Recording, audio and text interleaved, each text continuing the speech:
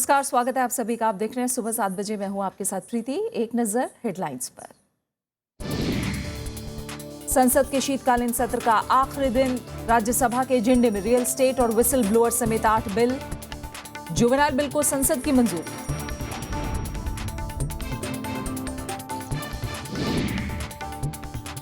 लोकसभा से बोनस भुगतान विधेयक पारित। बोनस की सीमा दुगनी, 21,000 तक वेतन पाने वाले होंगे हकदार। कानून बनने पर 1 अप्रैल 2014 से लागू।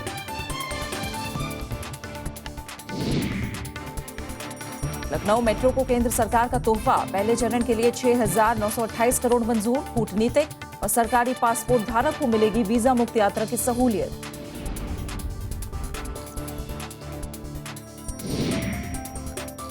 तमिलनाडु ने बाढ़ राहत के लिए मांगे 25,912 करोड़ रुपए। मुख्यमंत्री की प्रधानमंत्री को चिट्ठी, कहा अपने बलबूते नुकसान की भरपाई मुश्किल।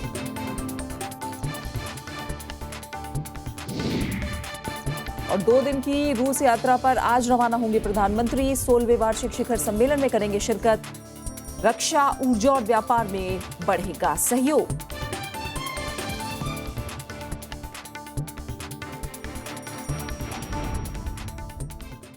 संसद के शीतकालीन सत्र का आज आखिरी दिन है। सरकार की कोशिश आखिरी दिन भी कई बिलों को पारित कराने की है। राज्यसभा में रहे लगातार अवरोध के बीच सरकार ने जीएसटी से जुड़े संविधान संशोधन विधेयक को जहां मौजूदा सत्र में छोड़ने का फैसला किया था, वहीं सर्वदलीय बैठक के बाद सरकार और विपक्ष के बीच 6 अहम बिलों को राज्यसभा में पारित करने पर सहमति बनी थी। लेकिन अब तक राज्यसभा से अनुसूचित जाति और अनुसूचित जनजाति अत्याचार निवारण संशोधन विधेयक और जुवेनाइल बिल को ही मंजूरी मिली है। सरकार ने राज्यसभा की आज की कार्यसूची में परमाणु ऊर्जा संशोधन विधेयक, वाणिज्यिक अदालतों से जुड़ा विधेयक, मध्यस्थता और सुलह संशोधन विधेयक, व्हिसल ब्लोअर प्रोटेक्शन संशोधन विधेयक और रियल एस्टेट बिल को शामिल किया है। इसके अलावा कुछ और बिलों को पेश करने और वापस लौटाए जाने को एजेंडे में रखा गया है।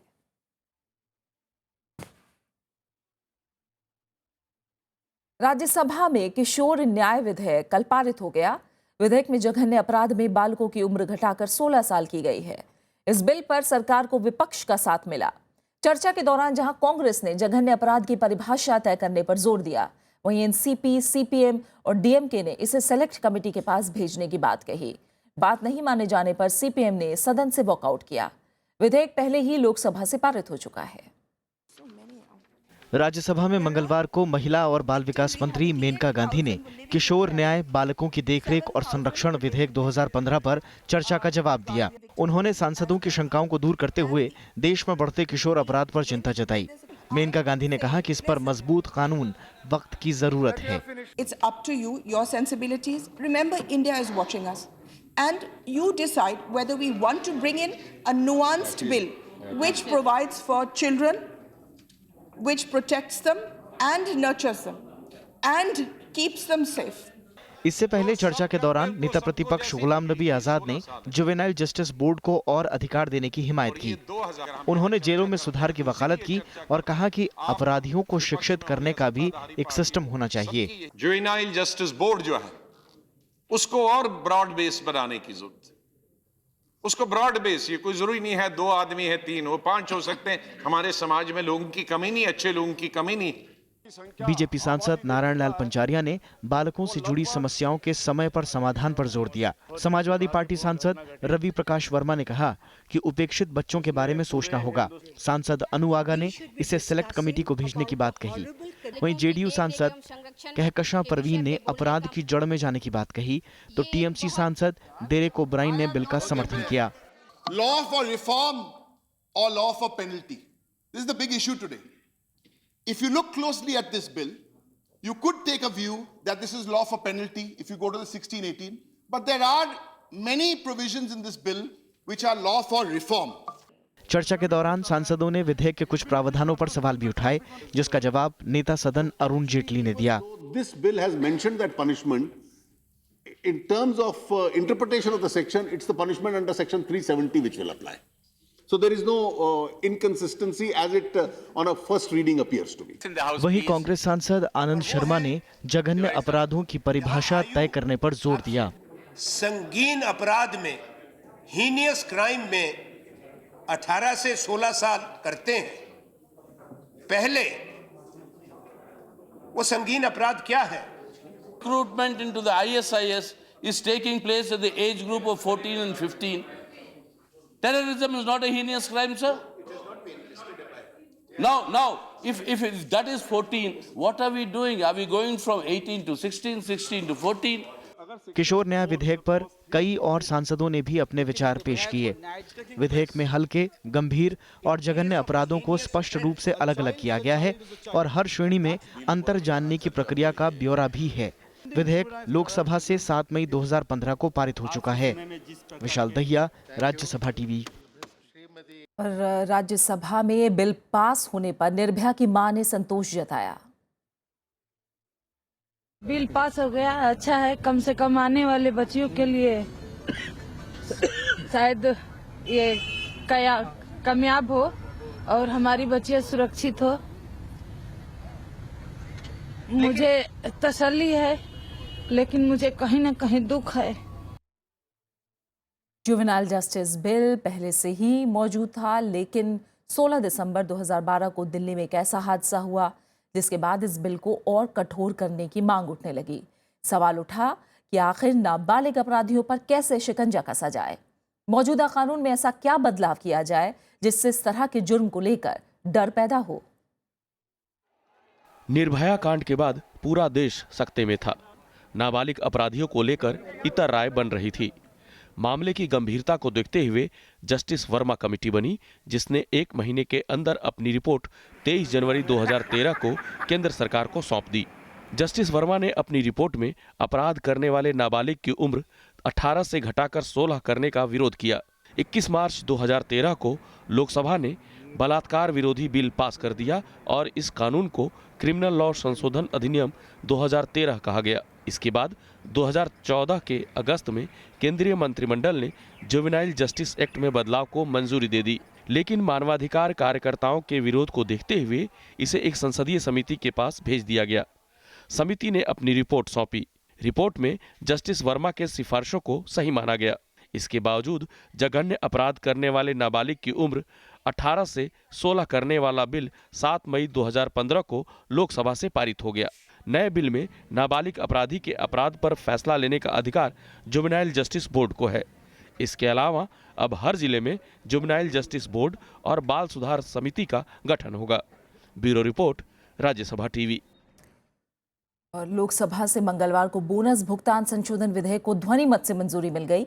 इसके कानून का रूप लेने के बाद अब 21,000 प्रतिमाह तक वेतन पाने वाले भी बोनस के हकदार होंगे। फिलहाल ये सीमा 10,000 रुपए प्रतिमाह है। इसके साथ बोनस की सीमा दुगनी करके 3,500 रुपए प्रतिमाह से बढ़ाकर 7,000 रुपए करने का प्रस्ताव है। अब इसे अगले सत्र में राज्यसभा में पेश किया जाएगा।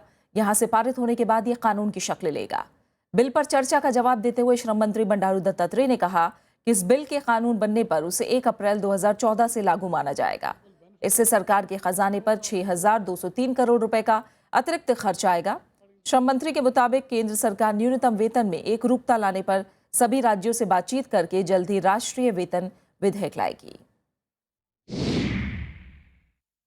मैं उसके लिए भी मिनिमम वेज के बारे में भी राज्य सरकारों से चर्चा किया और सारे ट्रेड यूनियन लोगों से भी चर्चा किया और एक कंसेंसस लाकर मैं आगे आने वाले दिनों में तुरंत में हम इसी सदन में हम आपको विश्वास के साथ मैं कहना चाहता हूं, हम एक नेशनल मिनिमम वेज बिल लाकर सारे देश में एक स्टैट्यूटरी प्रोविजन के साथ हर गरीब मजदूर को देश में मिनिमम वेज मिलना चाहिए। केंद्रीय कैबिनेट की कल प्रधानमंत्री आवास पर हुई बैठक में कई अहम फैसले लिए गए। प्रधानमंत्री नरेंद्र मोदी की अध्यक्षता में हुई इस बैठक में लखनऊ मेट्रो परियोजना के लिए पहले फेज के तहत 6,928 करोड़ रुपए की मंजूरी दी गई। इसके तहत 23 किलोमीटर मेट्रो के रास्ते में 22 स्टेशन होंगे। कैबिनेट के फैसले के मुताबिक 6,928 करोड़ रुपए में से केंद्र 1,300 करोड़ रुपए इक्विटी और ऋण के रूप में मदद के तौर पर देगा। दूसरा बड़ा फैसला ये हुआ है राजनयिकों और आधिकारिक पासपोर्ट धारकों को वीजा की सुविधा मुहैया कराने से जुड़ा ये फैसला है। वीजा मॉडल एग्रीमेंट के तहत डिप्लोमेटिक और आधिकारिक पासपोर्ट धारकों की वीजा फ्री यात्रा भी आसान हो जाएगी। इसके अलावा ओएनजीसी के निवेश प्रस्ताव को भी कैबिनेट ने मंजूरी दी है।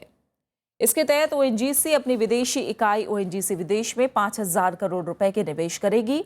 कैबिनेट ने मछली पालन और मछुआरों के हित के लिए 3,000 करोड़ की योजना मंजूर की है। इससे मछुआरों को संगठित करने और उनके लिए नई सुविधाएं लाने की कोशिश की जाएगी। कैबिनेट ने अफगानिस्तान में सलमा डैम के पुनर्निर्माण और इसे पूरा करने के काम के लिए 1,775.69 करोड़ रुपए के रिवाइज कॉस्ट को भी मंजूरी दे दी है। संसद की लोक लेखा समिति ने स्पेक्ट्रम और कॉमनवेल्थ खेलों के मामले की जांच के लिए उप समिति का गठन किया है। इसके अलावा समिति 6 अलग अलग मामलों की जांच कर रही है। समिति के अध्यक्ष केवी थॉमस ने कहा कि लोक लेखा समिति के सामने डीडीसीए में हुए कथित घोटाले की जांच का मामला अभी तक नहीं आया है। उन्होंने कहा कि अगर ये मामला समिति के सामने आता है तो वो इस पर गौर करेगी। So far not before the committee. Usually CAG's comments we examine. As this particular issue has not come before the committee, we will look into it whenever it comes to us. संसद की rail convention समिति की report मंगलवार को संसद में पेश की गई। सांसद भृतहरि मेहताब की अध्यक्षता वाली समिति ने इसमें 2014-15 और 2015-16 के लिए रेलवे की तरफ से दिए जाने वाले लाभांश की दर संबंधी प्रतिवेदन को पेश किया। समिति ने 2015-16 के लिए 4% लाभांश देने की सिफारिश की है। वित्त मंत्रालय ने 7% लाभांश की बात की थी। इसके अलावा समिति ने दूसरी रिपोर्ट में सरकार को सार्वजनिक क्षेत्र की रेल कंपनी इरकॉन को और सहायता देने की वकालत की।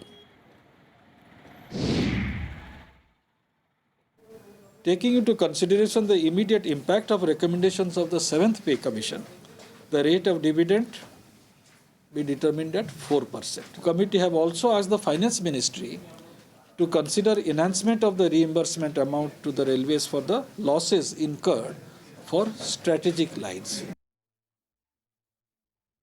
प्रधानमंत्री नरेंद्र मोदी ने कहा है कि डीडीसीए विवाद से वित्त मंत्री अरुण जेटली पूरी तरह बेदाग निकलेंगे। उन्होंने आरोप लगाया कि सरकार को बदनाम करने के लिए कांग्रेस आधारहीन आरोप लगा रही है।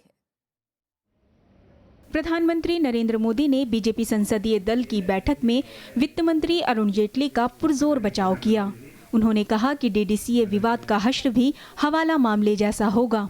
The Prime Minister said the example of Sri Radhakrishnan Advani. The government at the time tried to implicate him in Hawala, and Advani ji came out with flying colors, and then Congress strategy has boomerang out of the Congress party.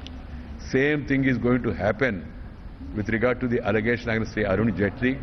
उधर राज्यसभा में ये मामला लगातार दूसरे दिन भी उठा। कांग्रेस ने वित्त मंत्री अरुण जेटली के इस्तीफे की मांग दोहराई। उपसभापति पीजे कुरियन ने कांग्रेस सांसद कुमारी शैलजा को ये मामला उठाने की अनुमति नहीं दी। इस वजह से कार्यवाही कई बार स्थगित हुई। I am only saying that there is a procedure for raising allegation. I will tell you the procedure. You should see the rule. You should give a written intimation to the chairman that you are going to raise it. Lok Sabha में भी कांग्रेस सांसदों ने पहले प्रश्नकाल और फिर शून्यकाल में ये मामला उठाने की कोशिश की, लेकिन स्पीकर सुमित्रा महाजन ने इसकी अनुमति नहीं दी।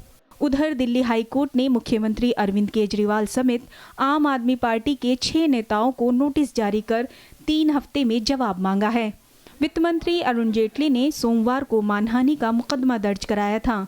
मामले की अगली सुनवाई 5 फरवरी को होगी। श्याम सुंदर के साथ कृति मिश्रा, राज्यसभा टीवी।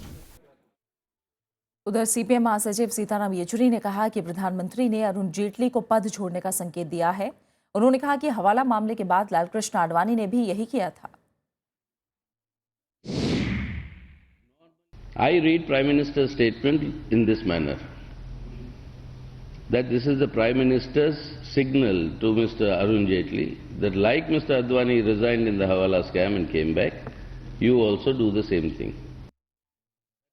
इस बीच मुख्यमंत्री अरविंद केजरीवाल ने डीडीसीए विवाद में सीधे प्रधानमंत्री पर निशाना साधा और उनके इस्तीफे की मांग की। उन्होंने आरोप लगाया कि दिल्ली सचिवालय पर छापे का मकसद वित्त मंत्री अरुण जेटली को बचाना था। बीजेपी ने आरोपों का खंडन करते हुए कहा कि दिल्ली सरकार डीडीसीए पर कब्जा करना चाहती है। विजेंद्र जी अब गलत कर रहे हैं। दिल्ली विधानसभा के विशेष सत्र में मंगलवार को डीडीसीए विवाद और सचिवालय पर सीबीआई छापे पर चर्चा हुई। मुख्यमंत्री अरविंद केजरीवाल ने दिल्ली सचिवालय पर सीबीआई की कार्रवाई को फ्लॉप बताया और प्रधानमंत्री के इस्तीफे की मांग तक कर डाली। सीबीआई सीधे प्रधानमंत्री जी के अंडर में आती है, सीबीआई का डिपार्टमेंट सीधे।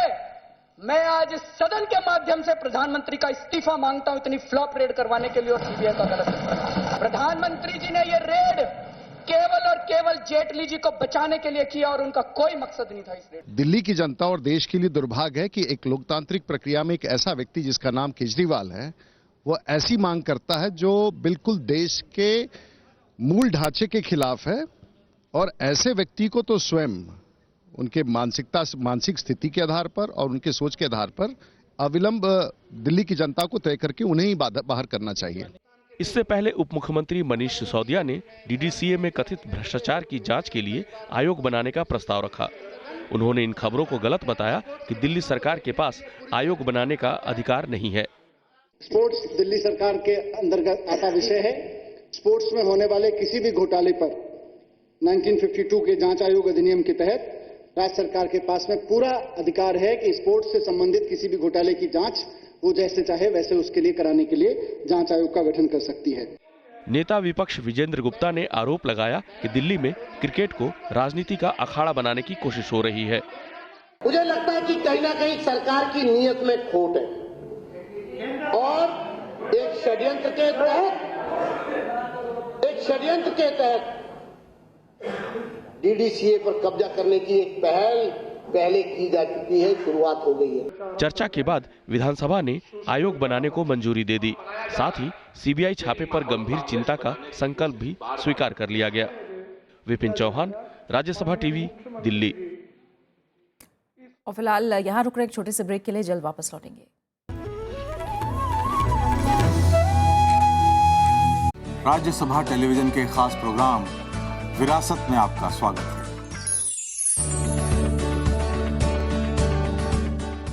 नया कलेवर, नया अंदाज, नए रूप में विरासत का आगाज। देखिए हर बार नया किरदार। उनकी नजर उनका शहर के बाद विरासत का इंद्रधनुषी संसार, सिर्फ राज्यसभा टीवी पर। आजादी के बाद कैसे बदला परिवेश, कैसे बनी संसद, कैसे उठा देश। When the world sleeps, India will awake to life and freedom. कौन थे वो लोग जो दे गए हमको शानदार विरासत, लोकतंत्र की मजबूत इमारत। राज्यसभा टेलीविजन।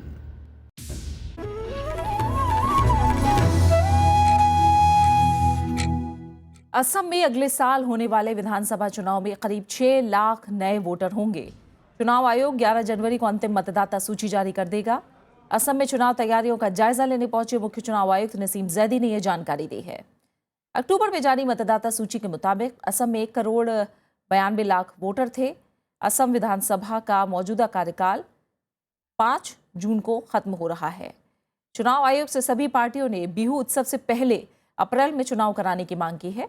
इसके अलावा पार्टियों ने चुनाव में धन बल के इस्तेमाल को रोकने के लिए भी आयोग से सख्त कदम उठाने की अपील की है। आयोग के मुताबिक राज्य में 200 से ज्यादा आदर्श पोलिंग स्टेशन भी बनाए जाएंगे। आयोग ने सुविधा, समाधान और सुगम के नाम से 3 सुविधाएं भी शुरू की हैं। सुविधा के तहत पार्टियों को 24 घंटे के भीतर रैलियां करने की अनुमति दी जाएगी। समाधान के तहत वोटरों की शिकायतों का जल्द से जल्द निपटारा होगा। वहीं सुगम के जरिए चुनाव के दौरान वाहनों की उपलब्धता को सुनिश्चित किया जाएगा। When all the factors have been brought into consideration, such as festivals, such as examination, weather, coming monsoon, etc., then we will be able to work out a schedule. At this point in time, we cannot make any comment on the schedule, but there is a requirement of fulfillment of constitutional obligation. Delhi से रांची जा रही BSF का विमान कल हादसे का शिकार हो गया। द्वारका में हुए इस हादसे में 10 लोग मारे गए। विमान में सीमा सुरक्षा बल के 3 अधिकारी और 7 तकनीकी कर्मचारी सवार थे। बीएसएफ ने मृतकों के परिजनों को 20-20 लाख रुपए का मुआवजा देने का ऐलान किया है।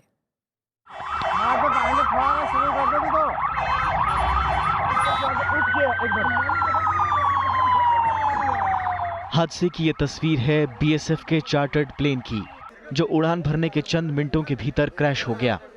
हादसे में 10 लोगों की मौत हो गई। हादसा दिल्ली एयरपोर्ट के करीब द्वारका में हुआ।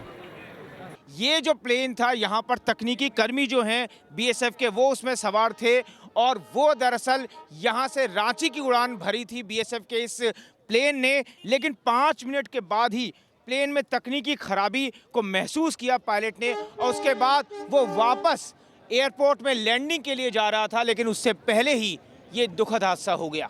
ये फ्लाइट मेरे बिल्कुल ऊपर से गुजरी थी और ऐसे साउंड भी कुछ ज़्यादा ही कर रहा था। इसका इंजन नॉर्मल साउंड नहीं था और हल्की सी डगमगा भी रही थी और उसके 5 या 6 सेकंड के अंदर अंदर ये यहाँ पर आके गिरी और बड़ा ज़बरदस्त धमाका हुआ। अचानक प्लेन आई सर, अपनी बैलेंस खो बैठा और दीवार से टकरा गया सर, और अपना घूमते हुए सर उसमें अचानक आग लगी, धमाका हुआ सर।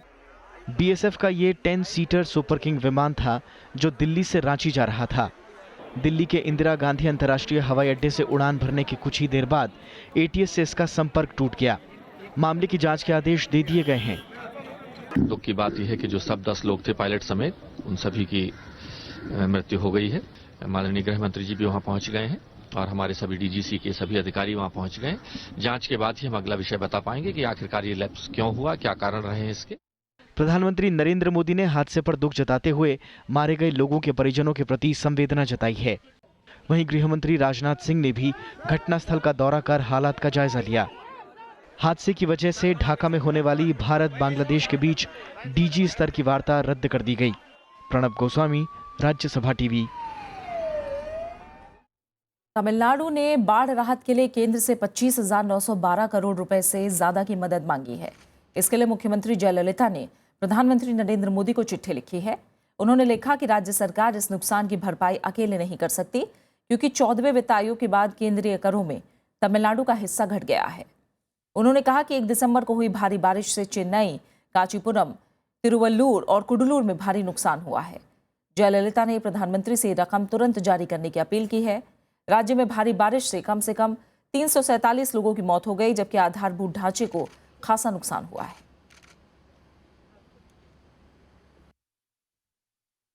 रूस के साथ रिश्तों को नया आयाम देने प्रधानमंत्री नरेंद्र मोदी आज 2 दिन के दौरे पर मॉस्को रवाना होंगे। इस दौरान दोनों देशों के बीच रक्षा, ऊर्जा और आपसी व्यापार को बढ़ावा देने पर जोर होगा। दोनों देशों के बीच कई समझौते होने की उम्मीद है। मॉस्को से वापसी में प्रधानमंत्री नरेंद्र मोदी अफगानिस्तान में भारत के सहयोग से बने संसद भवन के उद्घाटन समारोह में शामिल हो सकते हैं। बुधवार को प्रधानमंत्री नरेंद्र मोदी मॉस्को के लिए रवाना होंगे। गुरुवार को वो रूस के राष्ट्रपति व्लादिमीर पुतिन के साथ शिखर वार्ता करेंगे। इस दौरान दोनों देशों के बीच कई समझौतों पर हस्ताक्षर होने की उम्मीद है। इसमें परमाणु ऊर्जा, रक्षा सहयोग के अलावा तेल और गैस, उच्च तकनीक, कृषि और खाद्य समेत दूसरे क्षेत्रों में आपसी सहयोग बढ़ाना शामिल है। We expect to sign a number of agreements covering a very broad range of fields. Some of them are still kind of, final touches are being given. Bharat और रूस अगले 10 सालों में व्यापार और निवेश को 30-30 अरब डॉलर तक लाना चाहते हैं। फिलहाल ये 10 अरब डॉलर से भी कम है। इस यात्रा से पहले विदेश सचिव ने साफ किया कि सीरिया और आतंकवाद के मसले पर भारत रूस के साथ है। At a conceptual level, both the Russians and us agree that the Syrian issue needs to be resolved through political and diplomatic means and through an intra-Syrian dialogue. प्रधानमंत्री नरेंद्र मोदी रूस यात्रा के दौरान भारतीय समुदाय को भी संबोधित करेंगे। वहीं इस यात्रा के दौरान दोनों देशों के बीच संयुक्त राष्ट्र सुरक्षा परिषद के मुद्दे पर भी चर्चा होगी। सुरक्षा परिषद में भारत की अस्थायी सदस्यता को लेकर रूस के समर्थन पर भारत को कोई संदेह नहीं है, लेकिन वार्तालाप इस बात पर केंद्रित होने जा रहा है कि उसके लिए रास्ता कौन सा तय किया जाए। राज्यसभा टेलीविजन के लिए कैमरा पर्सन DK पांडे के साथ दिल्ली से अखिलेश सुमन। सरकार ने 14 भारतीय छात्रों को सैन फ्रांसिस्को से वापस भेजने का मामला अमेरिका के सामने मजबूती से उठाया है। विदेश मंत्रालय के मुताबिक SVU, सैन जोन्स और NPU फ्रीमोंट में दाखिला लेने वाले भारतीय छात्रों को वापस भेजने का मामला अमेरिकी विदेश मंत्रालय के सामने उठाया गया है और अमेरिकी सरकार के जवाब का इंतजार है। एयर इंडिया ने रविवार को 2 विश्वविद्यालयों में पढ़ाई करने जा रहे 19 भारतीय छात्रों को सैन फ्रांसिस्को जाने वाले एक उड़ान में सवार होने से रोक दिया था और इसके लिए अमेरिकी सीमा शुल्क और सीमा सुरक्षा एजेंसी से मिले संदेश का हवाला दिया था। इसमें कहा गया था कि ये विश्वविद्यालय जांच के घेरे में है। नेपाल में मधेसी नेताओं ने संविधान में संशोधन के सरकार के प्रस्ताव को नामंजूर कर दिया है। मधेसियों का आरोप है कि सरकार का प्रस्ताव आधा अधूरा है। इससे मधेसी लोगों की मांग की समाधान नहीं होगा। मधेसियों का कहना है कि जब तक सभी मांगें पूरी नहीं की जाती तब तक प्रदर्शन और नाकेबंदी जारी रहेगी। सरकार ने नेपाल में मधेसियों की मांगों के मुताबिक संविधान में बदलाव की बात कही थी। मधेसी संविधान में उचित प्रतिनिधित्व की मांग कर रहे हैं। भारत ने भी नेपाल सरकार के इस कदम का स्वागत किया था और इसे सकारात्मक बताया था। मधेसी आंदोलन के चलते नेपाल में बीते करीब 4 महीनों से भारतीय सीमा के साथ के इलाकों पर नाकेबंदी की स्थिति है। इस नाकेबंदी के चलते नेपाल जरूरी सामानों की किल्लत से जूझ रहा है।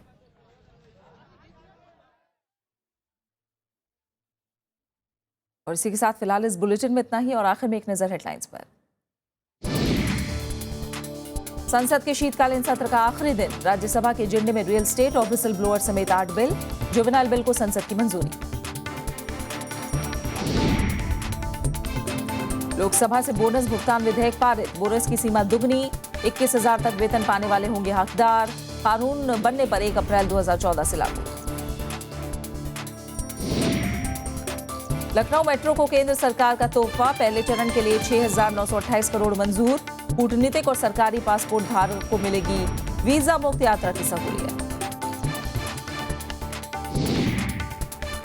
तमिलनाडु ने बाढ़ राहत के लिए मांगे 25,912 करोड़ रुपए। मुख्यमंत्री की प्रधानमंत्री को चिट्ठी, कहा अपने बलबूते नुकसान की भरपाई मुश्किल। और 2 दिन की रूस यात्रा पर आज रवाना होंगे प्रधानमंत्री। 16वें वार्षिक शिखर सम्मेलन में करेंगे शिरकत। रक्षा, ऊर्जा और व्यापार में बढ़ेगा सहयोग।